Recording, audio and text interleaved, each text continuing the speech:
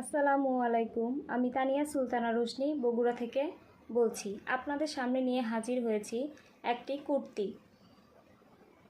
সামনের পোর্শনটিতে button button করা আছে কুর্তিটি। আমি কাছে থেকে দেখানোর চেষ্টা করছি। আর নিচের অংশে হালকা একটু ফাড়া দেওয়া আছে।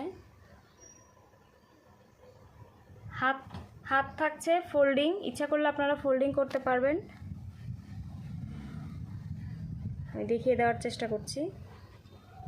আর যদি চান ফোল্ডিং করবেন না, ছেড়ে দিয়ে রাখতে পারেন। 3/4 ভিতরে থাকছে হাত। সামনে পুরো অংশটি এরকম বাটন বাটন করে দেয়া আছে, সাইডে একটু করে ফাড়া আছে। হাঁটলে কুর্তিটি সুন্দরভাবে বোঝা যাবে।